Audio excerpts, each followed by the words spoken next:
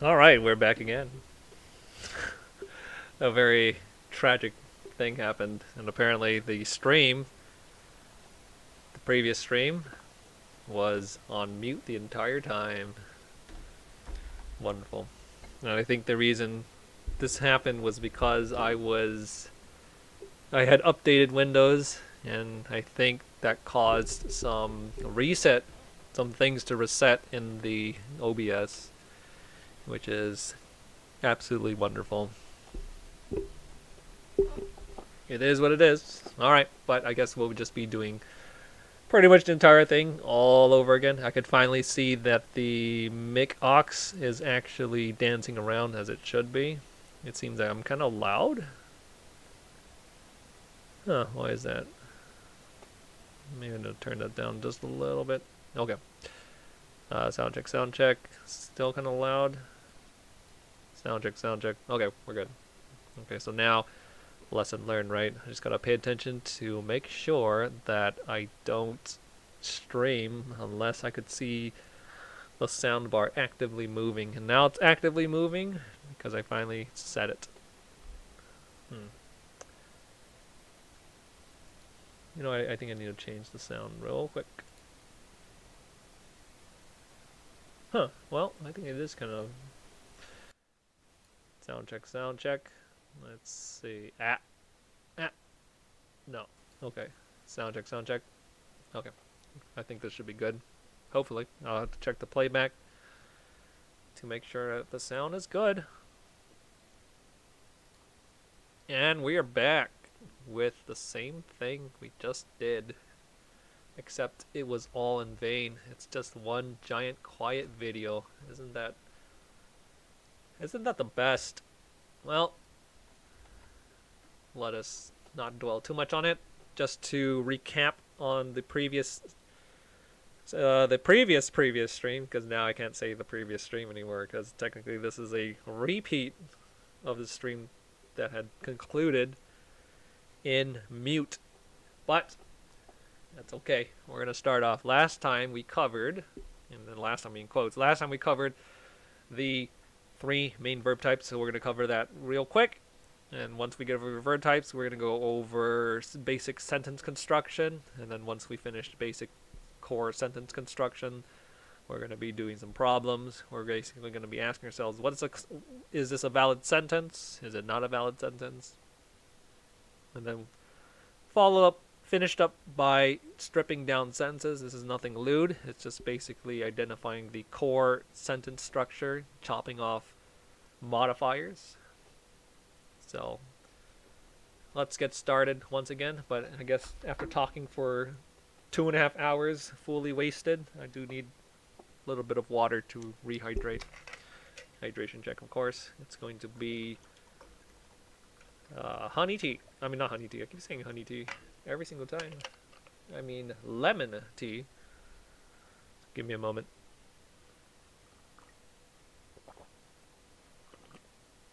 Yeah. I really can't get over it. The fact that that stream was totally in vain. Well, I guess the written words are there. It's just very unfortunate. So, yeah. 3 main verb types that we've gone over. That's the transitive verb. There's a transfer of action. So, cover that again real quick. We have transitive. And that is of the construction type. You have argument. That's basically an input for the verb, and then you have the verb itself, and then you have argument number 2, and then you can end it with a period. So here there needs to be some sort of noun, and then here there also needs to be a noun. So here's a noun, and then there's also a noun. But this is the transitive, so there is a transfer of action. There's a doer of the verb, and then there is a recipient of the verb. So this one does the verb which acts upon that particular noun. But I'm going to abbreviate it as subject, verb, object. So subject is the thing that is performing the action. That's the verb. And then something is receiving the action, which is the object. So SVO construction is the one you see for transitive. The subject is always to the left, and then the thing receiving the action is always on the right. If you invert it, then the meaning becomes different. So, case in point, I read the book. So I am the subject, I'm doing the action. And then the action is read, and then something must have been read. It was the book. So I read book, but it sounds kind of weird, so I'm going to put the article, the book, just to make it sound more naturalistic to native ears. So subject is I, verb is read, and then the thing that was read was book, but it was the book. So we have subject, verb, object construction. Again, this is a transitive verb. There is a recipient of the action, and there's a doer of the action. So that's transitive verb construction. Just to reiterate, if we had flipped, if we swapped the object with the subject, then what happens is it's going to read differently. It would say the book read I, or read me, since it's objective case, but don't worry about that at the moment. So in this situation, it would read the book read me. That's a totally different meaning than I read the book. So I was a thing to be read, and the book was doing the action, which is kind of bizarre. So unless this is some sort of supernatural situation where the book is magical, this ain't gonna happen, and it makes no sense. So subject, verb, object construction is for the type transitive verb. And then we have the second verb type that we talked about, which is intransitive, and in is just a negation. So in this situation, there is no transfer of the action. It takes on the construction form where there's an argument. Again, argument.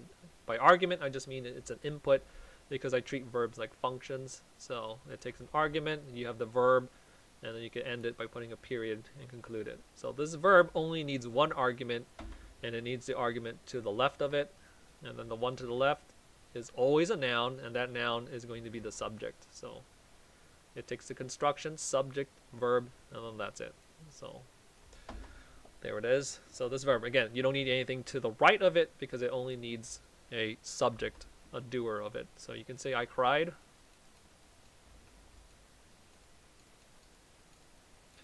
And put the period there, and it will be finished, because there's a subject. I am the subject. I did something. I cried. It doesn't need anything after it. You can put something after it, after the verb, but in that situation, once you put something after the verb, then it won't be intransitive anymore. If you change the whole type of verb it is. So at the moment, because I'm the author and I know what I mean, I am intending for this to be an intransitive verb, so I'm not going to put, so I don't need to put anything after it. So subject, verb, and then I'm going to end it right there. That's it. However, if I instead opt to make cry into a transitive verb, we could go back. So if we go back just a step, so if we're talking about transitive verb, again, we need some sort of subject. We have a verb. This is the doer of the verb, and then there's some sort of object, recipient, or having been acted upon by the verb, by the person, by the subject. So again, using the same word, cried, so you can say I cried. I cried help.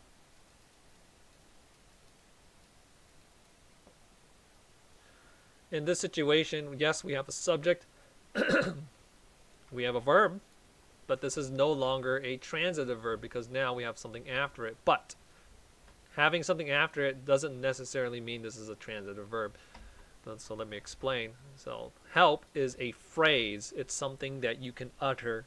You can yell it out loud. So in this situation, I cried. I exclaimed out loud this phrase. So that phrase is actually functioning as an object. There was something that was cried, that was yelled out, and the thing that was yelled out was this thing. So there's a transfer of action. So this, in this situation, this cried that I'm using here is of this construction, which is a transitive form for the verb. Again, just to contrast, we're contrasting that with I cried. So this one is complete by itself. If I choose not to put anything there, I'm deliberately using this as an intransitive verb. So 2 verb types so far. And then getting to the last one, we have the third one, which is the linking verb. And basically the construction for this one is going to be two arguments for a verb. So you have argument number 1 to the left, and then you have argument number 2 to the right. The verb is between those two, and for all intents and purposes, this is like an equal sign. You can have a noun here. If it's a noun, it's a subject. You can also have a noun here, but it is not an object. This is going to be important for later on in terms of identifying case for pronouns in standard and silly ass English. But again, for linking verb, you don't have an object right here. Never, ever, ever, ever. That's objects are only a part of the transitive verb construction, because objects are the recipient of actions, or they're being acted upon. This is not an acting upon. This is just a statement of equality. So you can say subject number 1 is equal to subject number 2. So I am the tutor, for example, right? I am the tutor.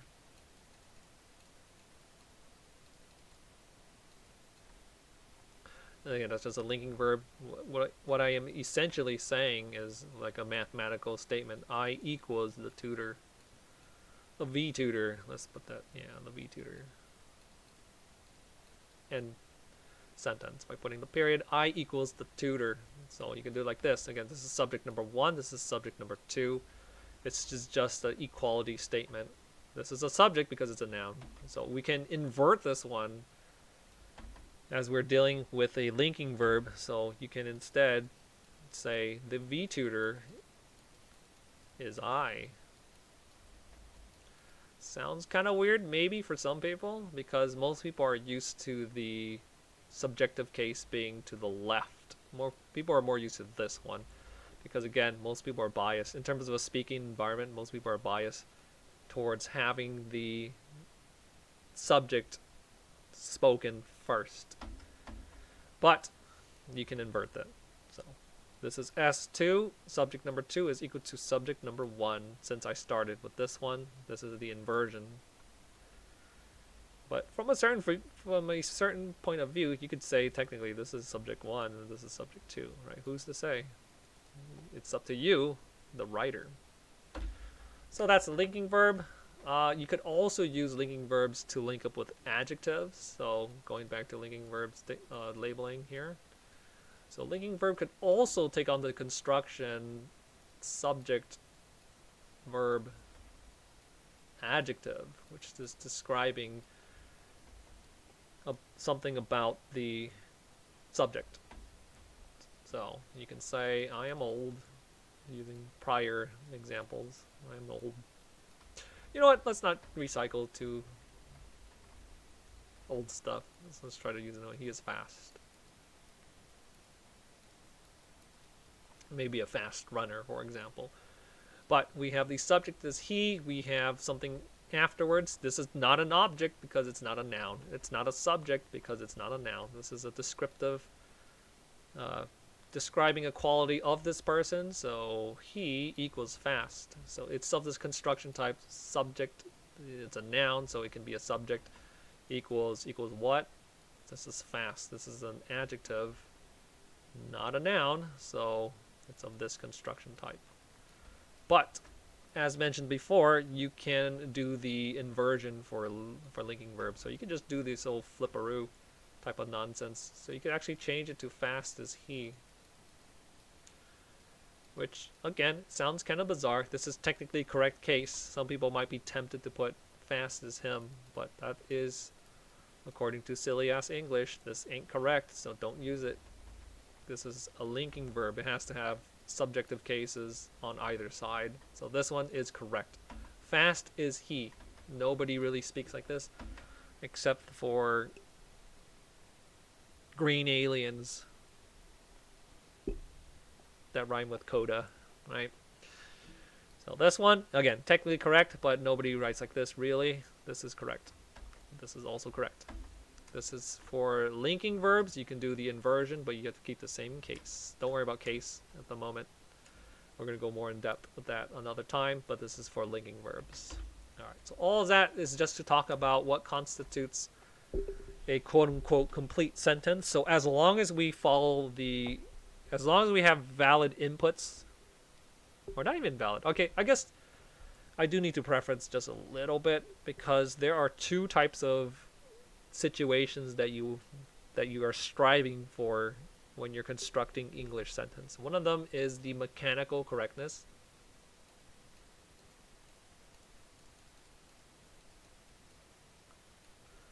Mechanically correct, I should say. Whoops.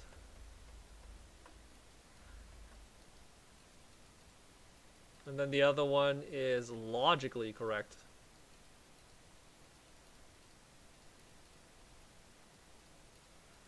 And what I mean by that is, if you just simply follow the rules of English, if there are any rules, right? But if you follow the rules of silly-ass English, that's SAE. Officially, it's called Standard American English, so we're talking about North American English. So if you follow SAE by the book, and you're very by the book, you're just being mechanically correct. You can construct a sentence by putting in the valid arguments, and you put a period, and then you put the articles, and it could be mechanically correct. But whether or not it is logically correct is something else. And by logic, I mean, does it make sense in the context of what you're talking about? If you say it to someone, will it quote unquote make sense? Here's what I mean. This is the one that we just looked at. The book read me, right?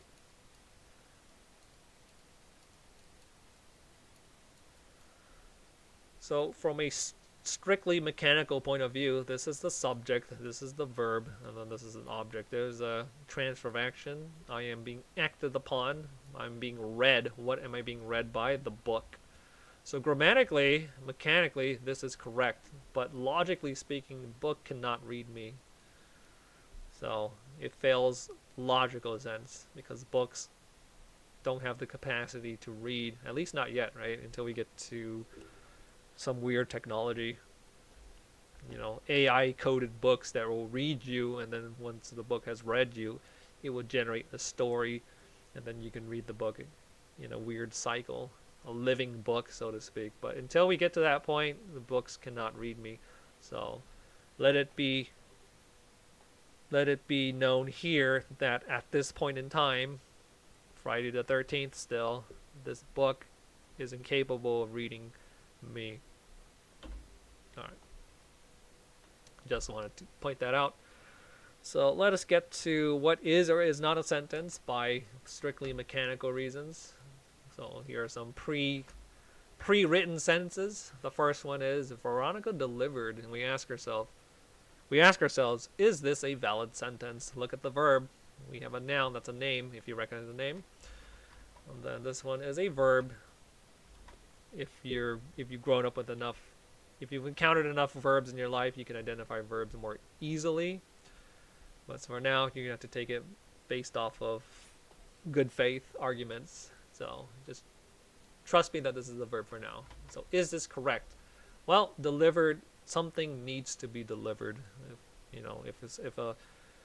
If you ordered something from online and then it gets shipped over to you, then it is delivered to you. Okay? So something needs to do the delivering. Something needs to be delivered. So this is a transitive verb. So we're going to need something after it, unfortunately. So as is, we have subject, verb, and this verb we can identify as transitive. Again, if you've grown up with the language, then you have a bigger buff. If you've grown up speaking a different language, especially a foreign language, unfortunately, you might not recognize it as a transitive verb. But I'm telling you, delivered by common use is a transitive verb because something needs to be delivered. So what I'm saying is we need an argument afterwards. It currently has nothing after it. So something needs to be delivered. So for example, a strike. like an attack or something. Let's do an attack. Let's change it from the previous stream, because for the previous stream I put a strike, but now we'll put an attack. Delivered an attack. Period. So now we have something that was delivered. What was delivered? An attack was delivered. So now we have subject, verb, object, and we now have a complete sentence according to just strictly following the rules of filling things out for verbs. We have something to the left and something to the right of this transitive verb, and by logic this person can do something such as deliver an attack. So we are good to go with the first one. Nice. Second one. Anna has many sisters. So let's identify this. What's going on? We have Anna, which is a proper noun. So subject, it's to the left. So it's got to be a subject. There aren't any funky words in the front. For example, there's no of. Of Anna. If you have the word of, it's a prepositional word. It causes nouns to stop becoming subjects, but don't worry about that in a moment. But we have a plain old noun here. It's to the left. It's to the left of this word right here, which, again, if you recognize it as a verb, good. So we have a verb. The question is, what kind of verb is this supposed to be? It's has is a modified version of to have. The infinitive is to have, which is to possess.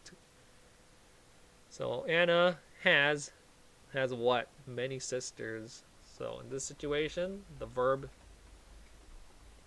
what kind of verb type do we have? Again, is it going to be transitive, intransitive, or linking? Well, Anna isn't the sisters. Unless you know. If you know, you know. Anna isn't the sisters per se, right? So we can't just put an equal sign. So this is not a linking verb. You can't just say Anna has what is the question that most people would ask if they're familiar with the has as a verb. So you need to have something. So what does Anna have? Anna has many sisters. So object, sisters. Many is just basically a word that's modifying, giving extra information on sisters. So technically you don't need it. So if you mentally omit it, it still reads perfectly fine. Anna has sisters. End sentence. This is a valid sentence, but I'm going to leave many. Alright, so again, many is just a modifier for sisters. This is an adjective. It is a complete sentence. We are good to go. Third sentence. Alphonse called for help. Is this a proper sentence? Well, we have a subject here. That's a noun. It's a plain old noun. There aren't any funky words in front, so identify it as a subject. I should put the letters in the bottom. So what am I doing? So we got subject and verb. We need an object, an attack. I would rather put these in the bottom. Sorry. So Veronica delivered an attack. That would be a sentence. Construction SVO, subject, verb, object. So transitive verb. And Anna has identified as a subject. This is the possessive verb. You have to have something. That's the sisters have by Anna. That sounds weird, but okay. This is just a modifier for sisters. And then here we have subject Alphonse, because it's a simple noun. There's nothing in front of it. And then we have the verb here, called, and this is kind of weird. Alphonse called for help. And in the previous stream, which nobody heard and nobody can hear because the sound was off, well, I talked about how this sentence was kind of weird. Yeah. I would change it just a little bit. So let me change things just a little bit, because I want to have an easier time discussing this without any weird exceptions or weird cases. So I'm going to deliberately modify this one real quick. So Alphonse called me. And that would be the basic sentence. But why did he call me? He called me for help. And this is going to be important. Alright, but ultimately understand, well, not understand, but I'm going to take my word for now. If I omit this, this is a complete sentence. So the question is, why is that portion a complete sentence? It's because we have a subject, we have a verb. This verb here is typically transitive. You have to call someone. So, whom did Alphonse call? Alphonse called me. So we have S field construction yet again. This is a transitive verb because this is the doer of the action, receiver of the action. We have the transfer, so transitive verb. Alright, so what is for help doing in this particular sentence? For help is just basically explaining a little bit more about why the call happened. For is what I'm going to introduce as something called a prepositional word. It's just basically akin to hypertext, or if you're not familiar with what a hypertext is, it's just basically like a hashtag mark.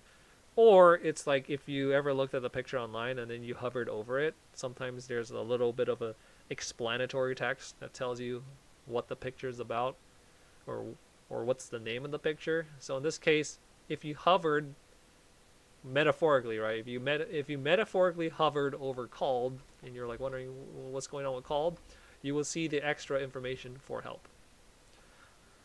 So that's what this is functioning. It's functioning as a modifier for this one, giving you additional information about why this called happened. But the basic structure, the basic core of the sentence is just this one.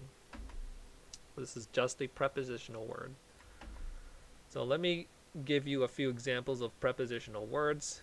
It's prepositional words. The most common ones are like at, of, from. Functionally similar, you would see the word like that. That is actually not a prepositional word. I don't think so. I think this is like a pointing.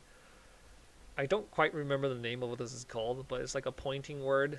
I just call it a pointing word, but I lump these ones generally together because this one is going to be a tag for extra information. So that, or who, or whom, those are all just extra information. Again, you could think about it as like a metaphorically, if you hover your mouse over a word, and then the word gives you this little extra clarification, but once you move off that word, then the clarification disappears. You can think about it like that, metaphorically.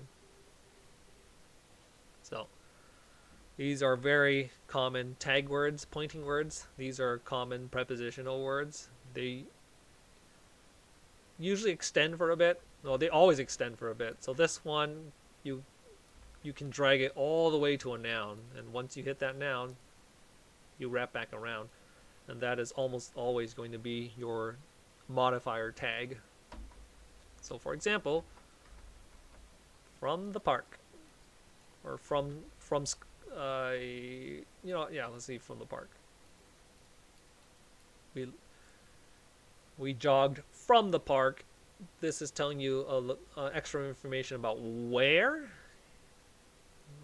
Where was it? From the park. So again, you circle the prepositional word, and then you carry it all the way to the noun, which is the park. Close it back, and this one is the whole modifier. This is called a prepositional phrase, but avoiding such vernacular, I'll just call it a modifier, just to keep things simple. This is a modifier. You can identify it by pointing at this, by recognizing this prepositional word. You don't need to know the name of this, but just recognize this type of word, and you carry it to the noun, and that's going to be extra information. So of the lake, it was on the bottom of the lake. Of the lake is just giving you extra information. What kind of bottom? It's the bottom of the lake. So you carry all the way to the noun, and this is just extra information. So at school, I can't spell school apparently. S-C-H-double-L. Okay. So again, recognize the prepositional word. You don't need to memorize what to call this. It's useful. You carry it all the way to the noun, and you close it back, and there it is. That's going to be extra information. This is not a prepositional word. This is not a prepositional word, but it functions very similarly. So this one that I put in the fridge.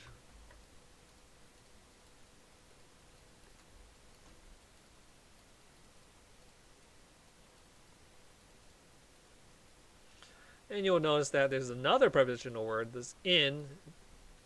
All prepositional words basically relate one noun to another noun, usually by time, maybe by location, or maybe by some other reason, like why, for example. So in the fridge itself is a prepositional phrase because you have the prepositional word. Again, it gives you spatial relationship between nouns. You carry it to the noun. What was in the fridge? The thing that you put into the fridge, right? Tells you where the thing that. What did you do with that thing? This is a noun number one. This is noun number two, and in relates those two together. The act of putting that thing. But that itself is a super tag, encompasses the smaller modifier. So that I had put in the fridge is just giving you extra information. Who was my friend?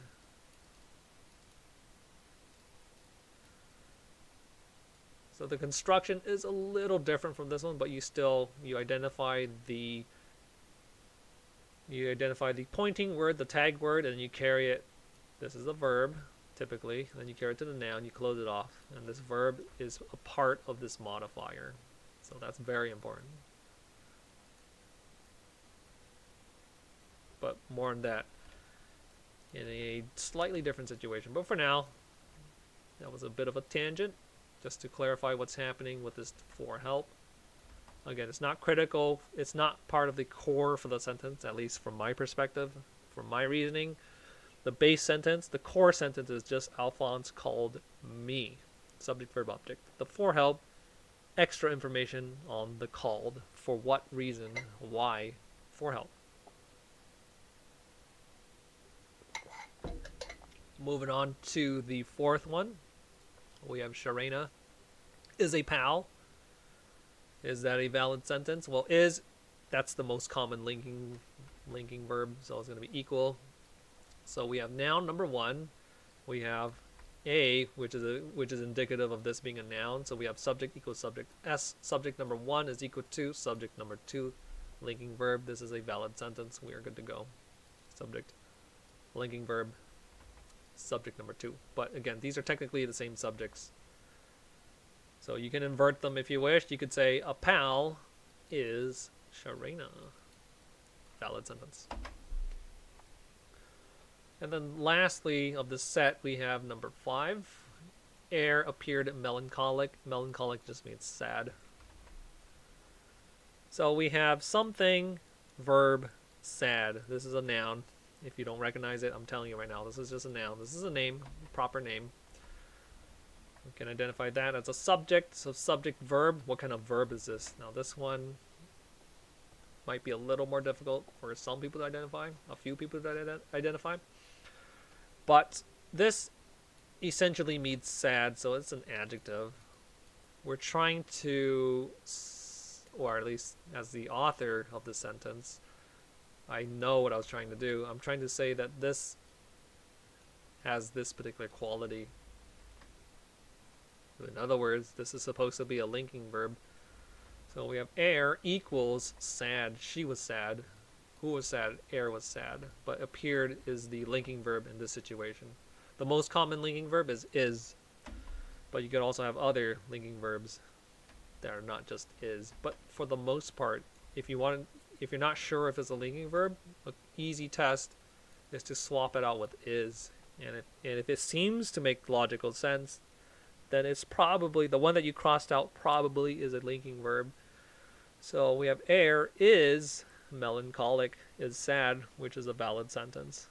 So we have great confidence that appeared is functioning as a linking verb. So this sentence structure is fine. Because again, melancholic is adjective. There are some morphemes that if you recognize it, you could say, oh, that's just a descriptive word. So big clue that this is a linking verb. So valid sentence. We are good to go. Again, because this is a linking verb, you can actually swap the positions of those two things. So you can say melancholic appeared air. That sounds kind of weird though.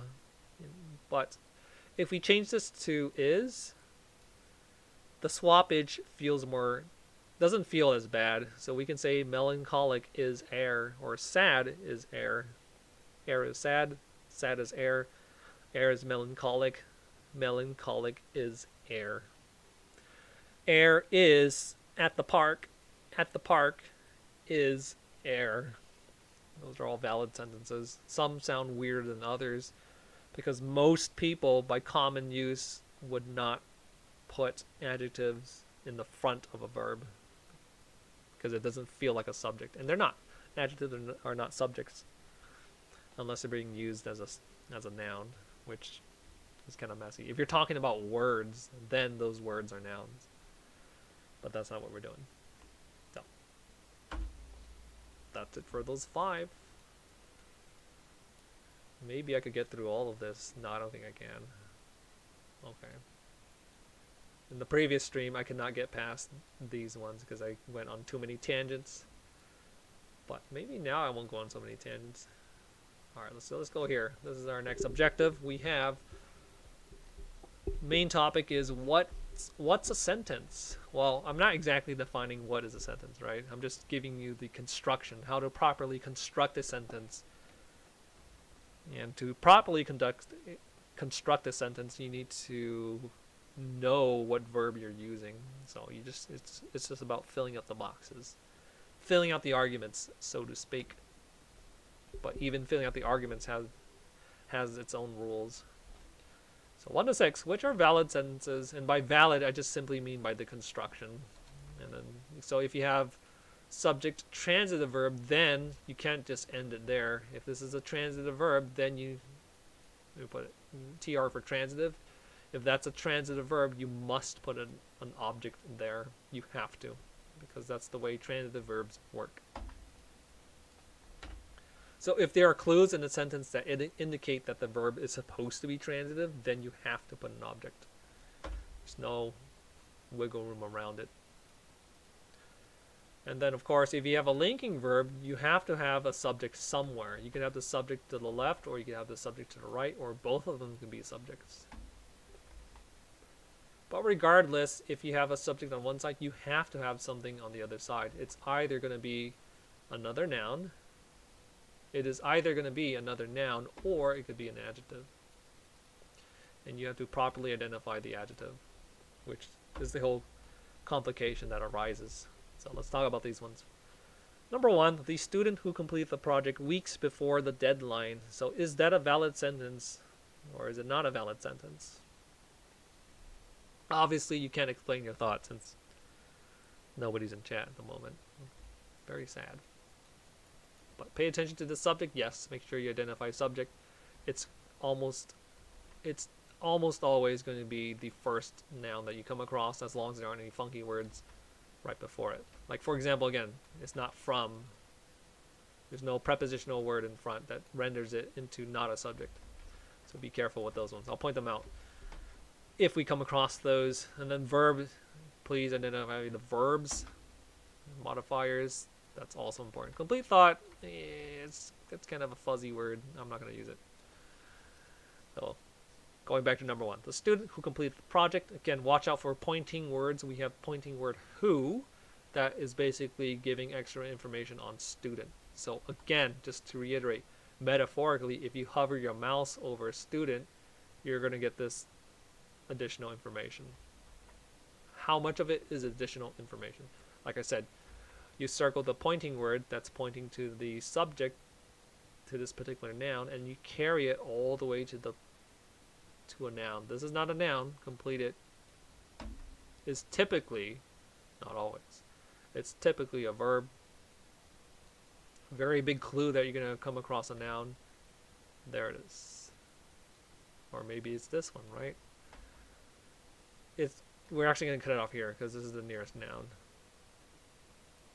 There are, of course, exceptions, but keep it simple for now. The student who completed the project. So what exactly is this doing in the sentence? It's just giving extra information on the student. So it's not part of the core sentence, I would argue. The weeks is basically functioning, telling you when. it's kind of hanging awkwardly right here, but I would say it modifies completed. It tells you when it was completed, right? Let me think about that. The student who completed the project. When? Weeks before. This is kind of funny. I think it's technically going with before, weeks before. Yeah, I think technically these ones belong together because if you totally eradicate this part, because again this is a temporal thing, this is a prepositional word, tells you when you carry it. Here comes a noun, you carry it to the noun and you close it off. So this is technically extra information. But if you omit this extra information, the weeks kind of just dangles there. The student who completed the project weeks. So I'm going to argue that these two go together as a compound prepositional phrase, prepositional word. So I'm going to say it's a combo attack. Carry all the way to the noun and you close it off. So this one tells you extra information on the completion of the project. When was the project completed? Weeks before the deadline. So we have a bunch of modifiers. So do we have a noun? Do we have a verb for this particular subject noun? No, we don't. You might think that completed is the verb, but it is not the verb for student because it's trapped as a part of a modifier because of this pointing word right here. So this whole chunk, because we have this pointing word who, nothing that you find in here is going to be the verb for this particular word, the student. So let's go over that again, real quick. Who is a pointing word. You carry it all the way to project. Weeks before, I would argue, is just a pointing to a modifier. This is a prepositional word, but I would argue that this is part of it. They have to work in tandem and carry all the way to the noun. You close it off. So this whole thing is a modifier. For that, this whole thing, which includes the other modifier, is a modifier for student. Gives you extra information because of this keyword right here. So this whole thing, not part of the core sentence. So we just have subject. There is no verb for this, for the subject. So number one is not a valid sentence. Is it a valid sentence? No. Number one is not a valid sentence because it's missing a verb for the subject. And then number two is where things have been fixed. So we have the student, again, probably the subject.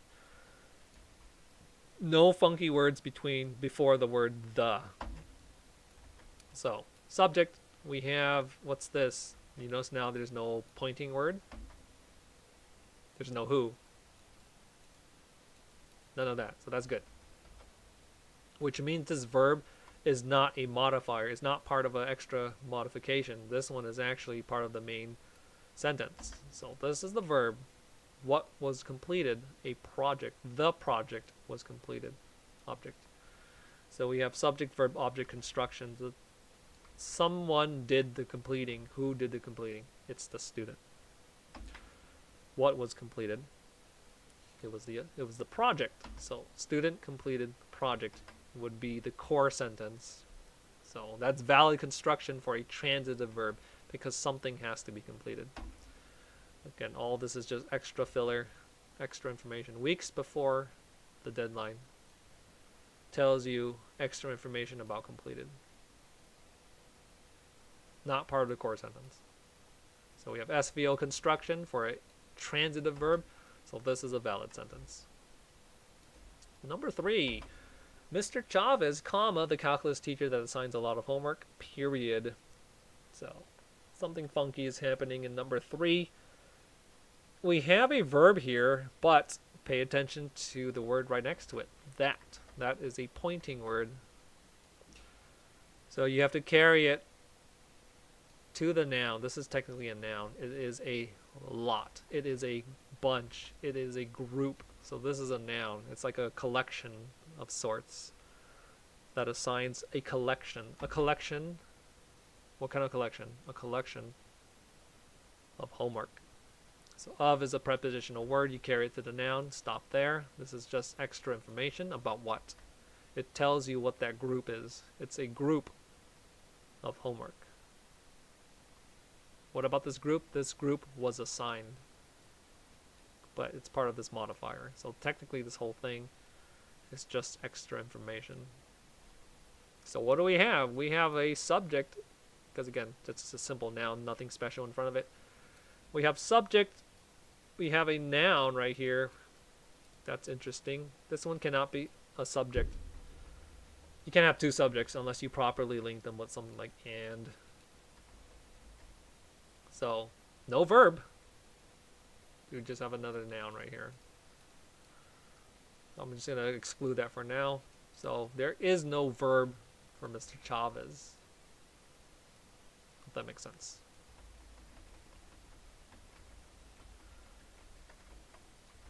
So just to reiterate, assigns here sounds like a verb. It is a verb, but unfortunately it's part of this tag. It's part of this pointing word, which means it's part of a modifier like this one.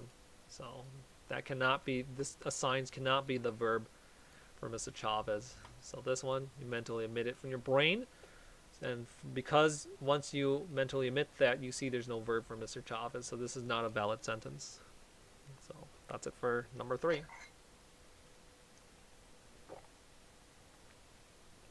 Number 4. Now we're starting the sentence a little strangely.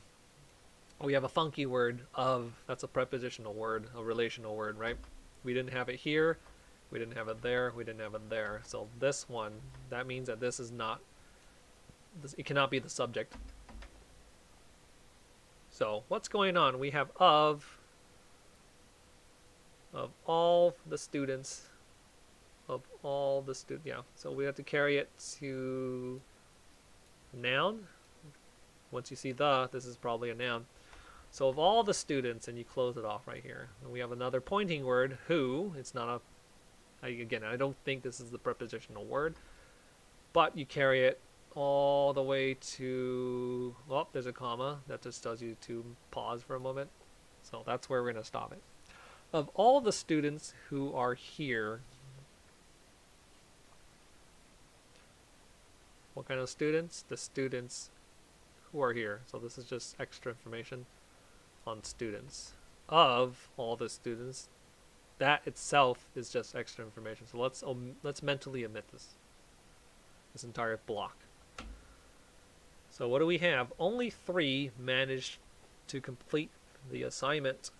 Is so far what we can isolate from the rest. Does it feel like a sentence? Yes. It feels like a sentence, but let's make sure we see if it's a valid sentence in terms of construction. So we have the assignment, we have the, so this is some sort of noun thing, right? Complete the assignment, so maybe this is an object, right? What's going on right here? We have only 3, and then we have managed. That's very interesting. This is going to be the verb right here. If you think this is the verb, it kind of is a verb. This is a verb because something was completed, right? What was completed? The assignment was completed. So again, you might feel tempted to say this is the verb object. But because you have the to here, this is not going to be the verb. This is not going to be the verb for whatever subject we're talking about, because this verb here has a to in front of it, which means this is kind of like an unmodified verb. And in English, this is referred to as an infinitive form. You don't need to worry too much about the naming of this, but this is called an infinitive. And some languages, there are some languages that also have infinitives, like Spanish. And if it's in infinitive form, it is not functioning as the main verb. It cannot function as the main verb. Sometimes it's doing something else in the sentence. So, not a verb, because it has the word to in front.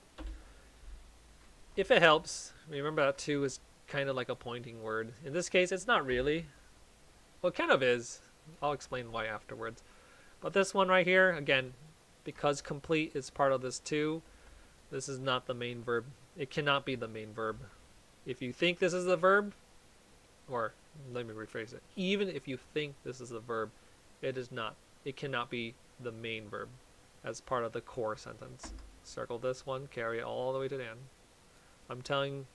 I'm arguing that this, am I really arguing? I guess I'm just putting my foot down and saying this is not the main thing. This is a modifier. Yeah. So what do we have left? We have only 3 managed, and I would argue this is also just a modifier clarifying 3. How many 3? Only 3. So this is just extra information. So 3 managed. I would argue that this is the core sentence. We have subject 3. 3 what? I don't know. We're just talking about 3. There could be 3 people. We don't know what it is, but 3 managed. So subject, verb, and then that's it. Okay?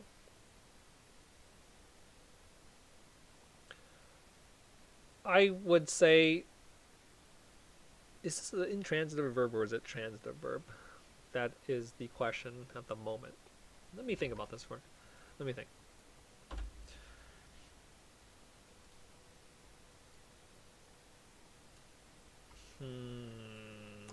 Okay. Can we say this is the object that the 3 managed something? Managed what to complete? So I think perhaps this infinitive, which includes the assignment, is functioning as an object.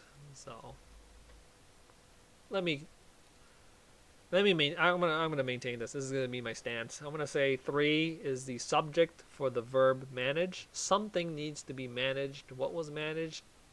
To complete the assignment was managed. So the reason why I'm arguing this is if we substitute to complete and just to say to eat, I managed to eat. I managed something. There's some sort of transfer of action. So I would argue that this is a transitive verb.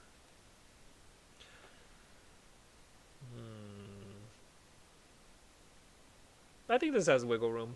I think you need to talk to an actual grammaticist, people who do grammar, professionals who actually do grammar. As I've said before, I'm not a professional. I just like to talk about these things. Let me see the argument real quick.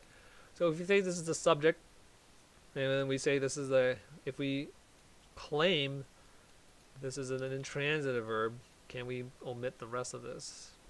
3 managed.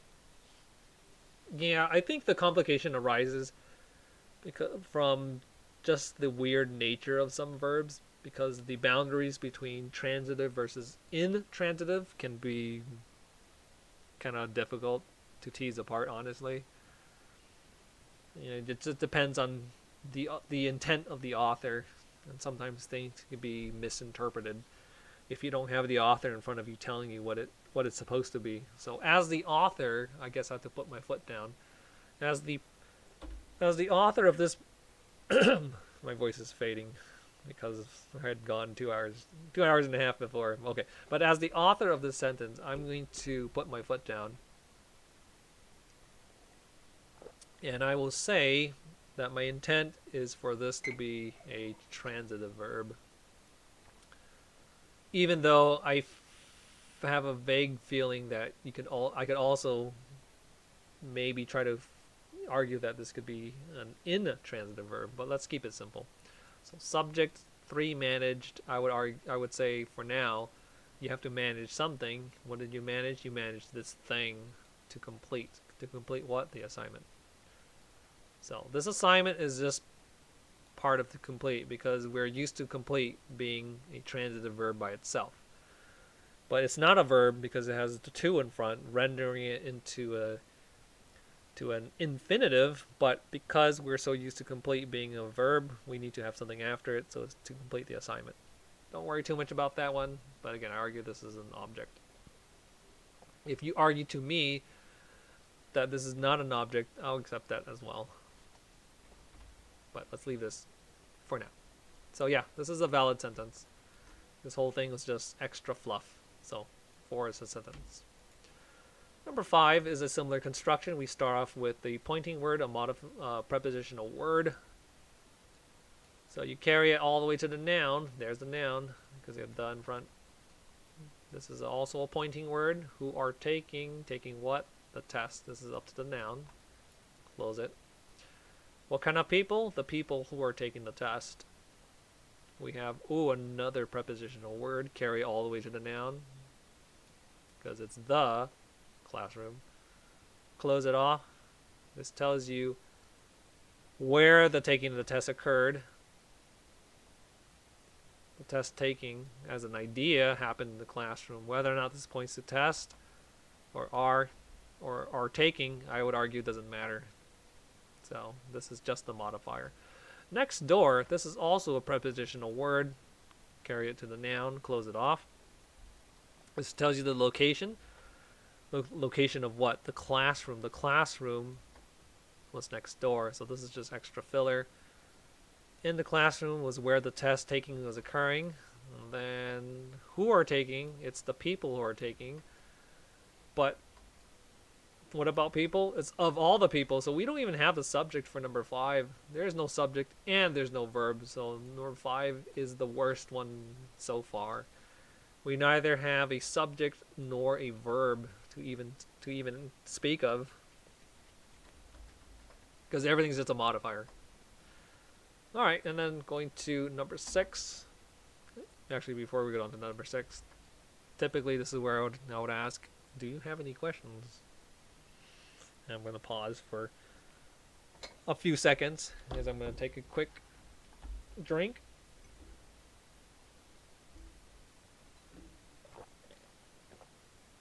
No hands have been raised, so I'm going on to the next one, which is number 6. Alright. The difficult science homework packet that was assigned to us last week. So is this a valid sentence or not? We're opening with the, so that's a good sign that we have a subject of sorts. The what? The difficult science homework packet. So that's a lot. So we carry it to here. We probably mean packet. That's probably what we're talking about. If you think it's homework, yeah, I would argue that homework is a modifier for packet. What kind of packet? Is it the New Year's packet? No, it's not the New Year's packet.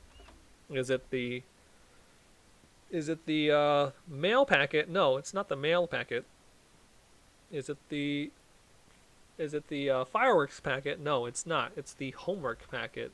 So again, I would argue that packet is the main noun. It's the subject, and then homework is not the subject per se. It's just a clarification of what the packet is. What kind of homework is it? It's the science homework. It's a science kind of homework, and it's the homework kind of packet. We also have difficult. I think difficult ultimately modifies packet. It's a difficult packet. Again, you could argue that difficult modifies homework. I'm not going to really dispute that. I'm just going to argue that's not important. If you identify this whole chunk as what we're talking about, that's perfectly fine. So that's the subject. But again, for purposes of just chopping things down as completely as possible, I would just say it's the packet. And you could technically chop off the, but it sounds it doesn't sound natural to a native speaker. So we'll keep the packet. So that's going to be our subject. What about the packet? Was assigned to us last week, right? No, because we have pointing word that. And this basically destroys this one as the verb for packet. That's just the way it is. So if you're thinking the packet was assigned, that's pretty good. But unfortunately, we have the pointing word that. So you carry that to all the way to the end. Because this is not a noun, this is not a noun. This is part of a phrase. Carry it to the week. So this whole thing is encapsulated within that. All that is part of that. Don't we love the ambiguous nature of things? Alright. So what I'm saying is was, which is typically a verb, is part of this adjectival phrase because we have the pointing word that. So this is not part of a main core of the sentence. So we only have a subject packet. So this is not a valid sentence. if we somehow deleted that, it would actually be a sentence now. The difficult science homework packet was assigned to us last week. So we have subject. Again, if we deleted this, this is the verb. And then we have adjective. It was assigned. Assigned to whom? To us. Whether or not you want to keep this is irrelevant, but as long as you can identify thing equals adjective, and that's perfectly fine. That would be a sentence. But again, we have that, which renders this whole thing as not part of the core sentence for packet, so we don't have a verb for packet. Alright. Sounds good. Moving on. Now we're going to be expanding sentences. These are all going to be valid sentences to begin with, but we're going to try to we're trying to expand the sentence by not changing the base meaning of the sentence as much as possible. We're going to be employing modifiers, and I'm going to qualify this just a little bit. We're going to be employing only prepositional type of modifiers or pointing word type of modifiers. So what I mean by that is we're only going to be using stuff like that. The rest of the sentence. Rest of the phrase. We're going to be using stuff like prepositional words like of type phrases, or who, which is not a prepositional word. This is like a pointing word. I forgot what to call this, but we're basically going to be using stuff like this to tack on to our base sentence. So that's what I mean by modifiers. Modifiers is just a vague term. It's just going to be any extra words to clarify parts of your sentence. It could be one word. It could be a whole bunch of words. But again, I'm only going to be employing prepositional words or pointing words.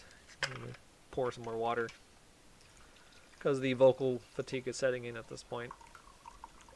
Again, I really, really wish I had not been on mute the entire time. But the situation was the updating the Windows caused values to be reset, which is very annoying. Alright. Now that the preface is out of the way, let's go to the sentence. What is the sentence core? Word order? I don't care much about that. Alright. So we have the subject, Mr. Jones. We have the verb, cried. This is intransitive, so I'm not going to tack on something like wolf. Like, Mr. Jones cried wolf. I'm not saying he yelled out a word. I'm just saying that he sobbed. And that action is complete in and of itself. So there are two things we can modify. We can modify the subject itself, Mr. Jones, or we can modify the verb cried. I'm going to do both of them. So I'm going to say where, or actually before I say that, when you are tacking on modifiers for the sake of constructing a sentence, and here's the thing, not necessarily a good sentence. This is just strictly for constructing sentences. I'm not arguing the case that adding modifiers makes your sentence better. I'm just going to do this as an exercise so you can understand how these modifiers work and try to pinpoint where or what words they are modifying. So again, this disclaimer, this is not how to write better sentences. This is just strictly how to write sentences.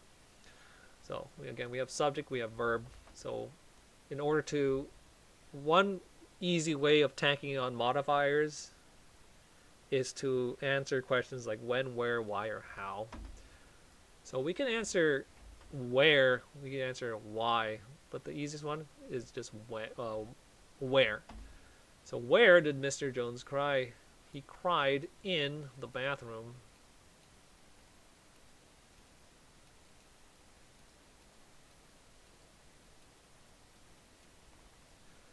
So again, what is in the bathroom doing? It's just giving us extra information on the action cried. Where did the crying happen? It happened in the bathroom. So that's modifying the verb. We could also modify the noun. Mr. Jones. This is not a prepositional word, but it's a pointing word, pointing to Mr. Jones. What about Mr. Jones? Who was here last week?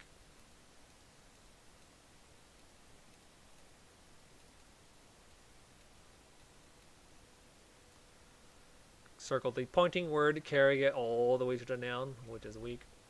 Close it off. That's just extra information for Mr. Jones. So now we have two modifiers, each modifying different things. We have who was here last week, modifying Mr. Jones. We have in the bathroom, modifying cried. So we have modified both basic words of the core sentence.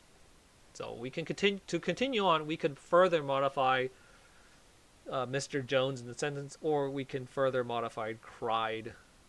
So, for example, we can answer why Mr. Jones cried, right? Mr. Jones, who was here last week, cried in the bathroom after hearing the bad news. So, well, actually, that answer is kind of temporal. No, that answers both why and when. So, dual purpose modifier. So let's put that for a moment. After hearing the bad news.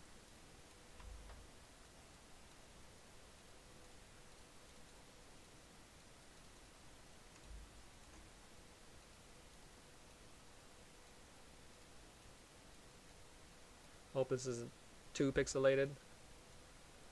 So let's understand what this is doing. Again, this is a prepositional word. It tells you like a when relationship between nouns. This is the noun. You have to carry it all the way to the noun for the full phrase. That's just a modifier. All right.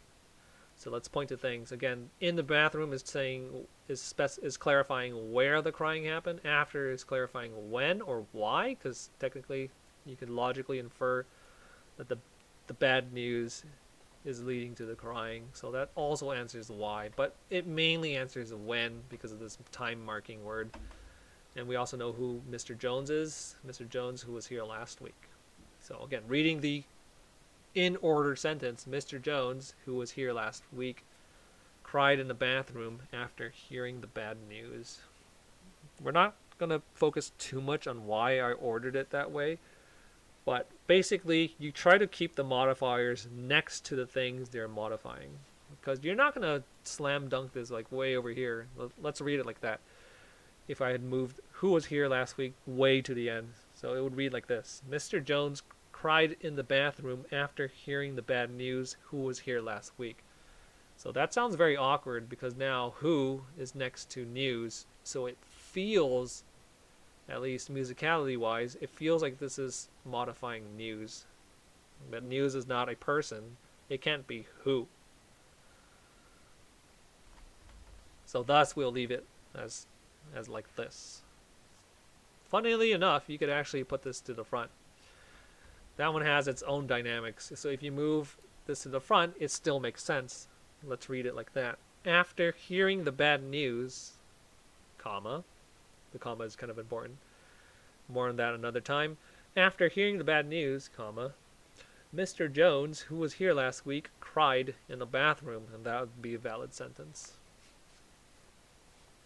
Other ways to order it. You could also put this in front of the bathroom, right? We can read it as Mr. Jones, who was here last week, cried after hearing the bad news in the bathroom. To me, it doesn't sound as good because it sounds like the bad news hearing happened in the bathroom. But what I meant to say was Mr. Jones cried in the location that was the bathroom. So I didn't mean to say the bad news was in the bathroom. So that's what happens when we put it in that order. So let's leave it in the original order that I had first specified it. It's supposed to be Mr. Jones, who was here last week, cried in the bathroom after hearing the bad news. So that is a valid sentence. Just to reiterate, I don't mean it's a good sentence. I just mean it's a valid sentence. Next one up. Martha supported politician. So we have a classic SVO construction type. So supported. Why do I say it's it's a transitive verb because something needs to do the supporting. Who did the supporting? It was Martha. Something has to be supported. What was supported? The politician. So we have Martha supported the politician. And that's a valid sentence following proper SVO construction. But we need to, how do we expand such a thing? So we now have more options in contrast with the previous sentence. So we have subject. We can modify Martha. We could say more about Martha. We can say more about supported, the verb itself. We can say more about the politician, the object of the sentence. So let's talk about the politician first. So we could clarify more about the politician. So we could say who as the pointing word, just as a little bit of a tangent about common use. Some people use the word that, and personally, I don't like using that on people because it kind of, in a certain way, I find it kind of disrespectful to use that for people. Because typically that is used for inanimate objects, or it's used for animals other than humans. So, for example, if you're talking about an inanimate object like a book, the book, that was on the table because the book is not living. It's not a living entity, so you would use that for the book as a pointing word.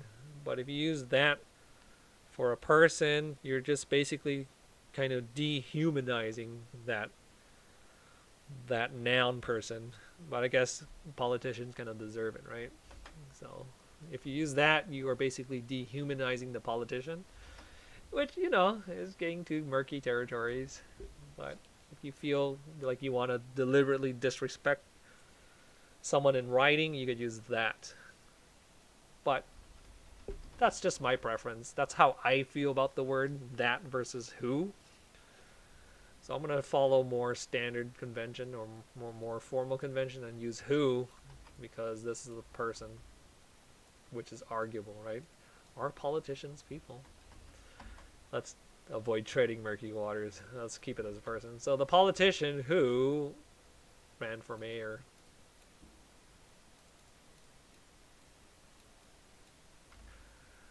Ran for mayor or ran as mayor? Let's use ran for mayor. Period. So we have pointing word up to here, up to the noun. It clarifies more about the politician. So who was the politician? What kind of politician? It was the politician who ran for mayor. All right. So successful modification of the object. Maybe we want to modify the verb now. How did, when did, or why did Martha support the politician, right? Again, we're trying to expand this particular sentence using modifiers of the pointing type or of the prepositional type. So we're not going to use stuff like because that one opens up a new topic of discussion, which I don't want to get into at the moment. That's going to be joining sentences together. But another day, right? So supported, how are we going to modify supported? So how did Martha, or when did, let's do when Martha supported the politician who ran for mayor. Oh, you know what? Let's put during.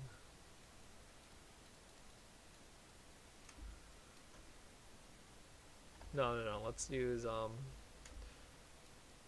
in. Oh, yeah. Stuck with my original plan. Let's use during. That's temporal. During the last election.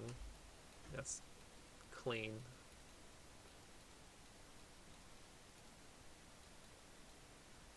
Alright.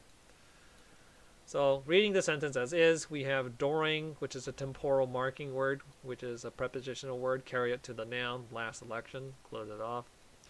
This is just a modifier. Modifier for what? You can argue that it's a modifier for ran, But I intend for it to be modifying supported, because when did Martha support the politician? She supported the politician during the last election. Well, like I said, you can technically say that you could argue that during the last election also could modify ran. So when did the politician run as mayor? During the last election cycle, which is fine, but I'm the author, so I'm putting my foot down and saying it modifies supported. So too bad. If I had wished to clarify that, to try to force that to modify supported, I could move it to the front. So during the last election, comma, which is important, Martha supported the politician who ran for mayor. Now it's less ambiguous. But I don't think it's a big deal. It's some sort of temporal thing, because for the most part, the timing of running for mayor is presumably during the time of support. So since those are temporal events that are occurring at the same time, I would say during the last election wouldn't be a big deal. We're gonna leave it. We can leave it ambiguous. Either way, it gets the job done. You know what I mean? Okay. So we have two modifiers. Again, this one's for politician, and this is one by my argument to support it. So we just need one more thing to Martha. So Martha. Who's Martha, right? That's the easiest question to answer. Martha, who is a nice person, who is a nice neighbor. No, maybe not. Who lives next door. Let's do that. I think that I did that for the previous stream, because it's kind of neutral. Who lives next door? So circle the pointing word, carry it all the way to the noun. Technically, this is a prepositional phrase as well. So wrap it around the entire thing. Who lives next door? Because if you just say Martha who lives, that's not super useful. Alright, so actually that leads to a funny situation. No, I don't want to talk about it. Alright, so let's leave it as who lives next door, which is pointing to Martha, which gives us extra information about this Martha character. Who is Martha? Martha is the person who lives next door. Reading the entire sentence. Martha, who lives next door, supported the politician who ran for mayor during the last election cycle. Now I feel this modifies this ran more because it's next to it. So again, just a quick comment on that. The closer, or modifiers are typically close to the things they are supposed to modify, so that's why reading it the second time it feels like it modifies during. But again, I'm arguing that during could modify supported, so we can just simply move this, relocate this this phrase, this modifier next to supported. So during the last election, comma, Martha, who lives next door, supported the politician who ran for mayor. Again, not the best sentence, but just see where the modifiers are going. Number 8 is done. Moving on to number 9. We have I ran. A very basic sentence. Again, we're using this as, I really do say again a lot, but here we're using ran as an intransitive verb, complete in and of itself. If you wish to change this into a transitive verb, you can say I ran the marathon, or you can say I ran the event.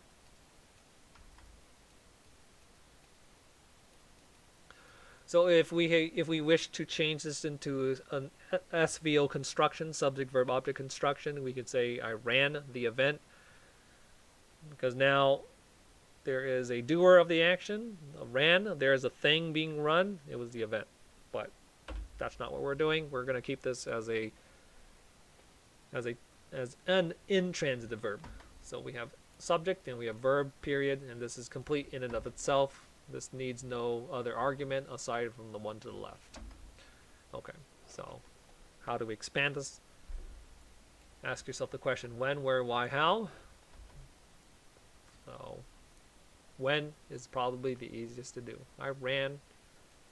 When did I run? When did this happen? I ran after work.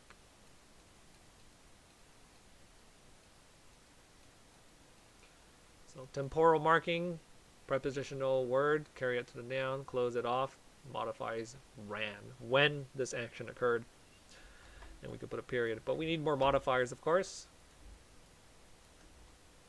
We can further modify ran.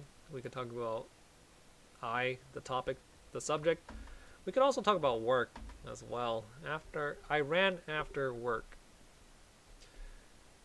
And I feel that will make a bad sentence. So I'm actually going to modify ran more. So we already answered when. We could also answer where. I ran after work. Where did I run? And you might be noticing I'm moving after. So I ran at the local park.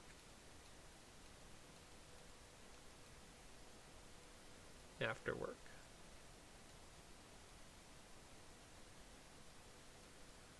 And if you're curious about why I did it, maybe you can answer why. So circle the prepositional word, because that relates noun number 1 to noun to action.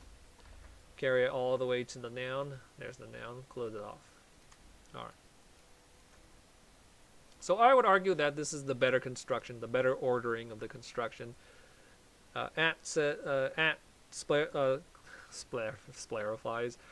Clarifies the location where I ran. So where, and this answers when I ran. And the reason I put it like this is because this is difficult to modify park. Park after work is not a typical construction because you don't typically clarify when park as a noun. So that doesn't make any, people don't do that. But if we had done this the other way around, let me show you why this is not optimal. So I ran after work is perfectly fine, which is what I had originally intended. But if I put this like this, now it's a little weird. Because now this modifier could modify work. Where was my work? My work was at the local park. You know, maybe I'm a parks and recreation worker, city worker. Right? So all of a sudden, this one could now modify work. It's now it's now no longer what I intended. I ran after work at the local park. So the work happened at the local park, but I ran after I did work at the local park. Again, it changes the meaning that I had intended, and I understand that because I am the author of this sentence. So I'm going to leave it like this, in this particular order. So I ran at the local park after work. So now it's clear that this is the location at which I ran, and then this is when I ran. Because again, it doesn't make sense to modify park with after work. So there it is. I ran at the local park after work. But we need more words because the instruction of this exercise is to increase it by at least 10 words. So let's try a little bit more. Can we modify something else? We can, as potential things to modify, it's easy to modify nouns. So we can modify this one. Local is a little more difficult to modify. Definitely we can modify work. We can modify ran some more. If you really want to. Let's do that. Again, just as a exercise. You don't have to modify this one. You can modify I. But most people, from what I'm aware of, don't really modify I. Again, my voice is kind of fading. Let me drink real quick.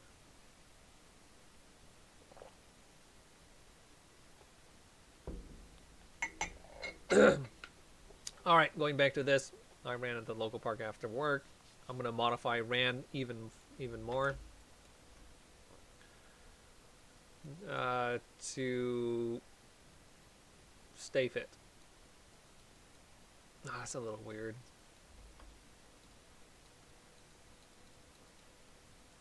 The reason why I think this is weird, even though grammatically it's correct, logically it's a little strange to me. Because when you use simple past tense, that's just one instance of running at the park, at the local park after work. But when you use the phrase, the modifier to stay fit, That's usually used for like a habitual thing. You know, you can't just stay fit by just doing one single thing. It needs to be a habit. You need to run at the park like multiple times in order to stay fit, which is why I don't like what I've written here. So again, grammatically it makes sense, but logically it's a little funky, so I'm gonna avoid it. So I could say something like I ran at the local park after work to meet my running quota for the week. That could be it. But I'm gonna change it just a little bit with my friend. Imagine having friends with my friend.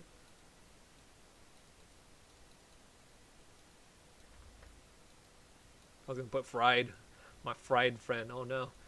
Alright, I ran at the local park after work with my friend. Alright, and this one is a valid construction. What is with my friend doing? It's modifying ran. It basically clarifies how I ran. How did I run? I ran with my friend. But if you're wondering, can't that be ambiguously interpreted? Like, can you interpret this in another way? Yes, you could argue that the work was with my friend. So you can technically interpret it like this, which is not what I intended because I'm the author, but you can read it like I ran it at the park after work. The work was done with my friend. So I didn't run with my friend, I ran with my friend. So it leads to confusion. This is why I would argue that making a better sentence, you don't fill it up with modifiers, because modifiers, the more modifiers you put on, then the more room for confusion could possibly arise. There's more possibility of confusion in your sentence. So this is, I would argue, would be a bad sentence construction. So how can we fix this to make it less ambiguous?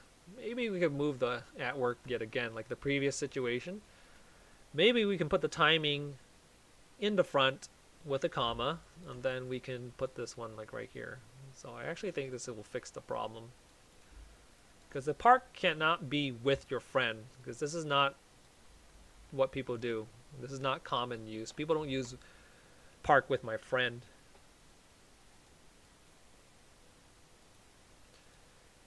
Oh, how do I make this thing disappear? Oh, there we go. Okay. I was trying to make that. Sometimes this program bugs out a little bit. Alright. So now we have uppercase after. We'll put a comma here just to show that it's been a modifier that has been moved. Again, more on that another time when we actually talk about commas. So after work, comma, I ran at the local park with my friend. And now it reads perfectly in my brain. And I don't think people would misinterpret what I'm trying to say. So the work was not with my friend. The park cannot be with my friend. So the only thing that makes sense with my friend is the verb ran. I ran with my friend. I ran at the park.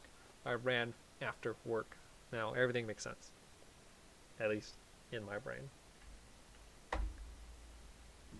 Perfect. Okay. And next, for the final part of this exercise, by expansion, we have Mrs. Smith is a teacher. Very basic sentence. We have the verb, we have a subject, we have another noun, which is also a subject. So this is the linking verb, if you recognize is, which, you know, this is the most common linking verb. So we have subject equals subject. Remember, you can flip this around if you wish. You could say a teacher is Mrs. Smith. Not common, but is technically correct, but most people would not do it. At least most people I know. But we have options to expand. We could expand more on Mrs. Smith. We can talk more about is. We could talk more about teacher. And this is probably the easiest thing to talk about, to expand on. We could talk about where teacher. We could talk about when teacher. All right. I guess we could modify this, right? Mrs. Smith is a teacher where at the college. Mrs. Smith is a teacher at the college. And you notice that I didn't put at a college because I want to expand the sentence just a little bit more. So we currently have at the college, which tells us more about the teacher. Teacher at where? At the college. Where is the college? That's why I put the. At the college, where is this college? In my town. In the nearby city. In the nearby city.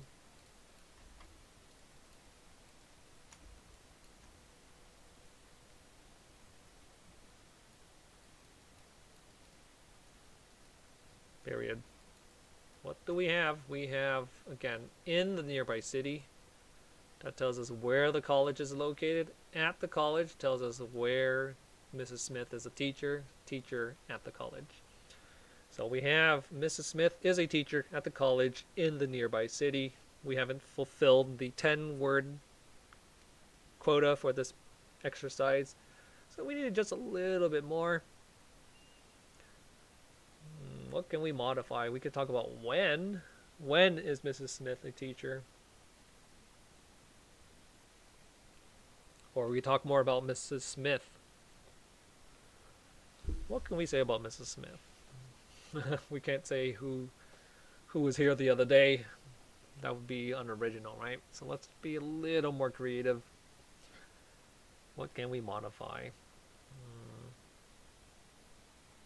Without changing too much of the core sentence. I mean, you can, if we were being extra creative, we can change the is into has been, for example. Mrs. Smith has been a teacher at the college in the nearby city for many years, but I'm going to leave it as is. So, I know. Now, you notice I'm going to tag it onto the end because that might lead to some confusion. I want to put it in the front. During summers, or every summer. Yeah, let's do that. Every summer. During summer also works. But let me put. Is that what I want? You know what? Let me keep during. I keep doing this right. I want to keep during because it feels more like a prepositional. This is clearly a temporal word. During summers. During summer, comma. Because I feel like this is more like a pointing word, prepositional. So during summer, comma, Mrs. Smith is a teacher at the college in the nearby city. And we're done with number 10. So again, you could choose your things to modify. Proper nouns, I feel, are always kind of weird to modify using prepositional words. Pointing words are okay. You could say Mrs. Smith, who was my high school teacher, is a teacher at the college in the nearby city. Because I think some teachers do that. Or there are a few teachers who do that, who teach at a college or university or whatever, and then they, during the daytime or during the morning, they might teach at a high school or something. Because I think my old math teacher did something like that. Okay, but that's just a tangent. No tangents. Or not. That's not a useful tangent. So we are done with the exercises from 7 to 10. We're moving on to 11 to 15. We'll be stripping down the sentences. Nothing lewd here. It's just exercising in breaking down sentences to identify the core sentence. We're going to leave on the articles because we want the sentences to sound natural. So we're going to be leaving stuff like the. We're going to be leaving stuff like a. I don't see an A off the top of my head. Okay, I can't see one. But we're going to leave stuff like the. Just to make the sentence sound more natural. I'll point it out for the first example. So strip the sentences down to their cores by trimming off modifiers. Again, paying attention to prepositional phrases or pointing words that are modifiers. Case in point, that. That is a pointing word clarifying book. So what about book? What kind of book? It's the book that I seemingly lost last week. Close it. This is pretty complicated, right? Because you have something that looks like a subject. We have something that looks like a verb. And then it technically points back to book. Yeah. So this is not the subject of the sentence. This is not the verb of the sentence. This is not the verb of the sentence. The main reason it's part of the pointing word that. So this is just the modification. This tells us when this loss happened. Again, this loss is a verb, but it's part of this modifier. So it's not part of the core sentence. So we're talking about book, that's the subject, because it's the first noun we encounter without any funky modifier words in front. There's no of, for example. There's no in, for example. It's just the book. So we can trust that's going to be the subject. What about the book? Had been. This is going to be the verb. So the question is, what kind of verb? What kind of verb is this? Is it going to be transitive verb, intransitive verb, or is it going to be a linking verb? So we can test to see if it's going to be an intransitive verb by just simply deleting everything that falls after it. So if it truly is an intransitive verb, then we don't quote unquote need all the stuff I just crossed out. So can it be like this? The book had been. Had been what? Is probably a lingering question that you would have after reading the sentence. The book had been what? That's not a perfect argument for why it's intransitive, but it will be the argument I will use for now. Alright. So, ruling out the intransitive option as a verb, let's go to linking verb. Do we think it's a linking verb? The book equals, just use the good substitution test. So if you're curious if this is a linking verb, you can substitute is, and that's a very strong test. The book is inside my friend's backpack, and that sounds very natural to my ears. So this is probably a linking verb. But what if someone argues that it is a transitive verb, right? Is there some sort of transfer of action? The book had been inside. So can this be a subject? Inside. Well, yes and no. So to clarify, can we argue that inside can be a verb? Not a verb. Can it be a noun? And I would say yes. You can clean inside. You can clean the inside of your backpack. If that makes any sense. Let's look at that real quick. I cleaned the inside. So this is a valid sentence construction, but you notice that I said the, which means it's typically followed by a noun. So inside. So if we have this particular sentence, the makes it clear that inside is a noun. So this could be subject, verb, object construction. Who did the action? I did. What was the action? Cleaning. What was cleaned? The inside. And you could further clarify by saying of my backpack.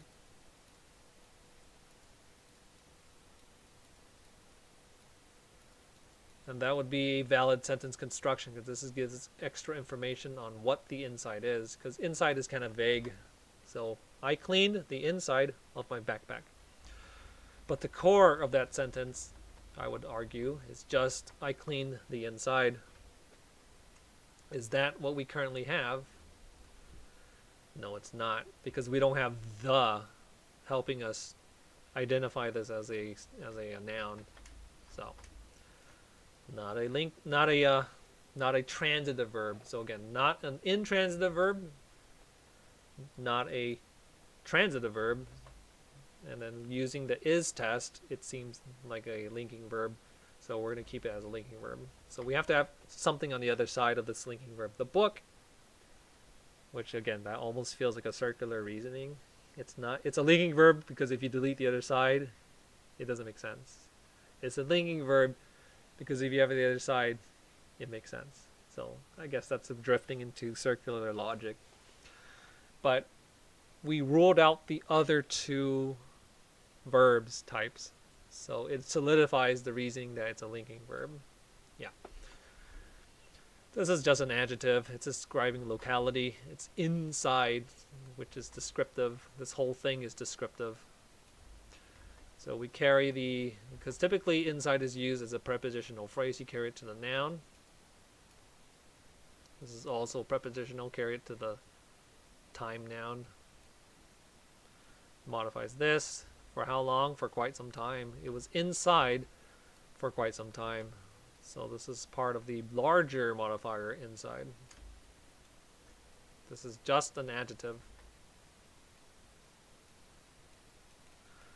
So what was inside? It was the book that was inside. So main sentence reads, subject, the book, verb, linking verb, had been, adjective, inside. The book had been inside. Perfect. Oh yes, but we're basically trying to trim them down to the most basic of the basic of the basic. I would argue that this is the most basic. The book had been inside my friend's backpack. Yeah. Maybe even arguable that this is the most bare. You could strip the sentence down. The book had been inside. I guess some people could argue that this is the most basic or this is the most basic. Either one I would find acceptable, honestly. If you feel like this one cannot be chopped off from its prepositional word, then I would accept that argument. But if you also argue that you can chop this off, I would also accept that. So I'm going to leave it like this. The book had been inside. And then number 12, we have here a name. And there are some ways you could read this name. You can read it as the most you can read it as the most accent heavy way by saying Mr. Yang, and that's a very accent ridden, very Western accent. I guess there's no other good way to read this one, because if you want to read this one as correctly as possible, you aren't given any what are those words? You're not given the tonation, the pinyin tonation on this. Like you don't have the long sound, you don't have the drop sound, you don't have the up down sound, you don't have the upward or downward sound. So you don't know how to read this, So we have no choice but to read it as Mr. Yang. It could be Mr. Yang, or it could be Mr. I think that's like the only way I've heard it, maybe. Okay, so basically, depends on your preference. So I'm going to read it like the most accent heavy way. Mr. Yang assigned a ridiculously long and tedious English project that made everyone grumpy and bitter for several weeks. A very long sentence, but there are some things you could easily identify. Again, this is a prepositional word. Keep finding those. This is a pointing word. And that's like the main pointing or prepositional words that we can find. Ridiculously long, that's just extra modifying words. Ridiculously modifies long. It tells you how long is it. It's ridiculously long. So this is just a modifier for that.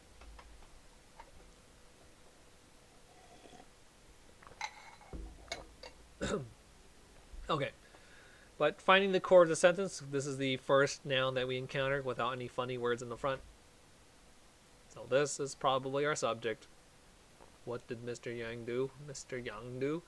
Assigned, so we have a verb. There it is. What was assigned? That's good. That's good case for whatever comes next. The nearest noun is probably the object, because something needs to be assigned. What was assigned? It was a project. That's the object. Look how far away it is. The project is way far from the verb. And some tests like to take advantage, like to exploit this this little thing of separating the verb from its object by interspersing some modifiers for the situation. Yeah. So I'm going to point that out more as we do actual problems of correcting stuff. But for now, understand subject, verb is right next to it. This has to be the object because we have the article here, which gives us a big clue that the nearest noun will be the object because there aren't any other modifiers in here. Okay. Ridiculously modifies long. Long and tedious modifies project. English modifies project. What kind of project? It's the English project. Was it the easy project? No. It was the long and tedious project. Those are just extra clarification, so not the core of the sentence. So we have Mr. Young assigned project, or assigned a project. Let's leave a. That's the article that I mentioned. We're just gonna leave the articles to make it sound more natural. All right. What kind of project? It was a project that made everyone grumpy and bitter. For how long did that project make everyone grumpy and bitter? For several weeks. So for modifies the duration for how long it was made. Oh no.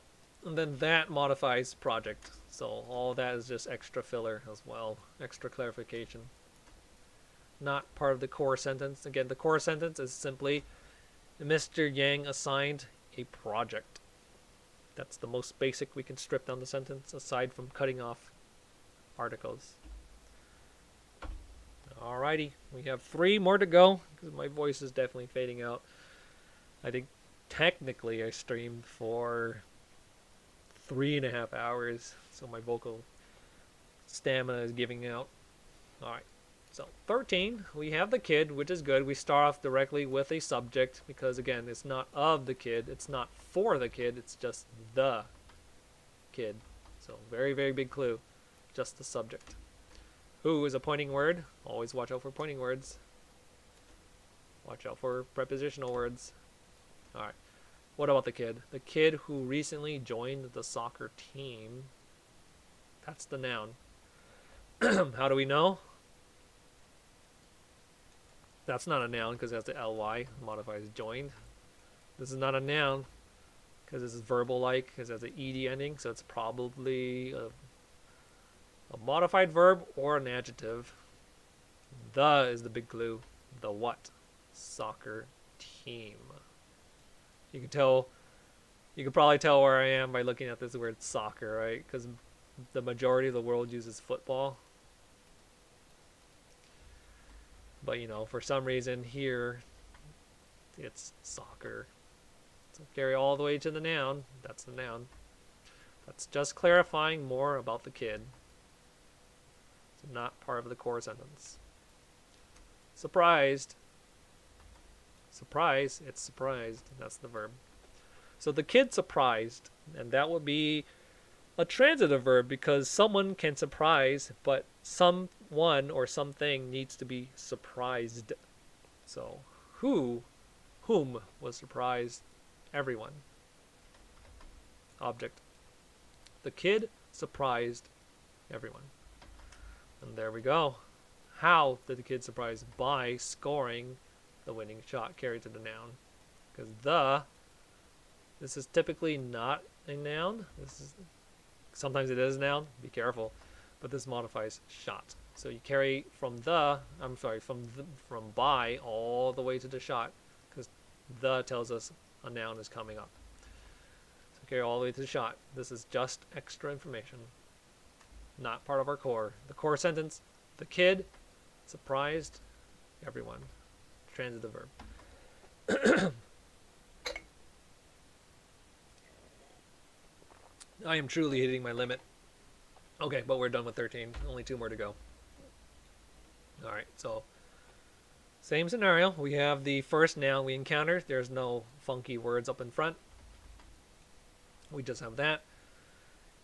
we have the pointing word who. We carry all the way to physics. Yes. Here. Here for many years. Oh, this is kind of weird. This is a locality word. So, for many years. I I would say here modifies the where the teaching has been occurring, but I'm a little fuzzy on this one, but I'm going to be satisfied with this one. But more importantly, this is the overall arching modifier that contains other modifiers, and it basically modifies Miss Valdez. Who is Miss Valdez? The person who has been teaching physics. Where? Here. How long? For many years. So this is just modification. So subject is Miss Valdez. So what is the verb? What is Miss Valdez doing? She will be. And that is the verb. What kind of verb? Now that's the good question, right? But you see the word be? That's of the form is, so this is going to be a linking verb. This is just technically, I think people call this an auxiliary verb. It assists the main verb, which is be, if you care for that. But overall, this is just the verb. You recognize be. It's not to be, it's will be. So verb, it's linking verb equals. So we have to have something else. Our chemistry teacher, that's the noun. Close it. For the rest of the school year, it's just a modifier. Let's break it down. For the rest of the school year. The rest of what? Of the school year. For modifies the reason why Miss Valdez equals chemistry teacher, or for how long, for the rest of the school year. I hope that makes sense. No one's here to give me feedback. So this is just extra information. So reading the sentence, Miss Valdez will be our chemistry our chemistry teacher, and that's enough. Subject, verb, subject part. Because again, we have linking verb, which can take on the form subject, verb, subject. Subject 1 is equal to subject 2. You can switch it if you wish. So we're done with sentence 14. And lastly, before I give out vocally, alright, we have subject. That's easy to identify typically. Subject, we have verb, linking verb. Surprised. I think that's it. That's an adjective. Because we have the ed, and this is not a noun form. It's going to be a verb form. I'm sorry, it's going to be, yeah, it could be a verb form or it could be adjective. But because we already have this adjective, then this is, we already have this verb, then this is just an adjective. As you can see, I'm also getting mentally tired. All right, so again, this is the linking verb. I equals surprised adjective, and that's it. We have two. We have that. Let me circle these. We have two. We have that. We have who.